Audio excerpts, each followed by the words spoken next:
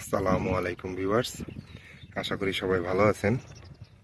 আজকে একটা নতুন জায়গায় নিয়ে আসছি, সিরাজগঞ্জ ক্রসবার 3। আমরা যেটাকে চায়নাবাদও বলি। সিরাজগঞ্জের স্থানীয় মানুষ আমরা এটাকে চায়নাবাদ বলেই বেশি জানি।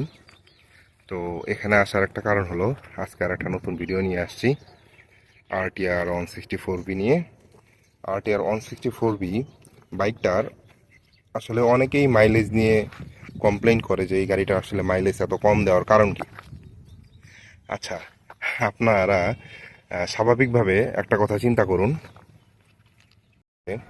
160 সেগমেন্টে এই প্রাইজে আমার মনে হয় না যে RTR 164B এর থেকে পাওয়ারফুল কোনো বাইক আছে। তো আপনি বলেন যে একটা মানুষ বা একটা প্রাণী খাবে কম অথচ কাজ করবে বেশি, এটা কি আসলে সম্ভব? এটা আসলে সম্ভব না। তো সেই দিক থেকে যদি বিবেচনা করেন, তাহলে এই বাইকটা তেল আসলে কিভাবে কম খাবে? তেল কম খেয়ে কি আসলে পাওয়ার বেশি দেওয়া সম্ভব? আমার এরকম কোনো কিছু জানা নাই।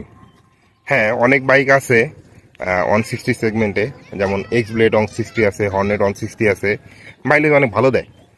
তবে সেইগুলোর সাথে এই বাইকটার পাওয়ার আসলে কম্পেয়ার করার মতন না। এদিক থেকে যদি আমরা আসলে বিবেচনা করি, তাহলে এই বাইকটা যেরকম পাওয়ার আউটপুট দিচ্ছে, অবভিয়াসলি ঠিক ততটাই সে কনজিউম করবে। সেই জন্য সে ফুয়েল একটু বেশি খাবে। এই বাইকটা আসলে যে পরিমাণ পাওয়ার আউটপুট দেয়, ঠিক সেই পরিমাণে সে কনজিউম করে।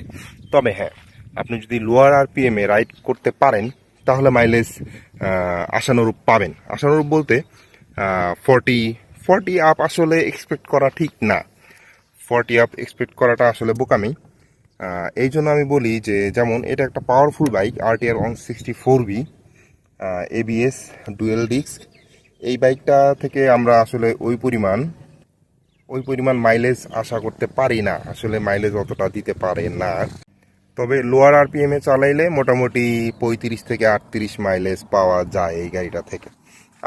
আমি অলওয়েজ লো আরপিএম এ গাড়িটা রাইড করার চেষ্টা করি। সেই সুবাদে দেখা যায় যে মোটামুটি 38 থেকে 40 মাইলেজ সিটিতে পাই। হাইওয়েতে গেলে হয়তো বা 42 পাওয়া যেতে পারে, বাট তার থেকে বেশি এক্সপেক্ট করাটা আসলে ঠিক না। তো আজকের ভিডিওটা এই পর্যন্তই। আশা করি ভিডিওটা ভালো লাগছে। পরবর্তী ভিডিওর জন্য আমার চ্যানেলটা অবশ্যই সাবস্ক্রাইব করে রাখবেন এবং একটা লাইক দিয়ে ভিডিওটা শেয়ার করে দেবেন। আসসালামু আলাইকুম।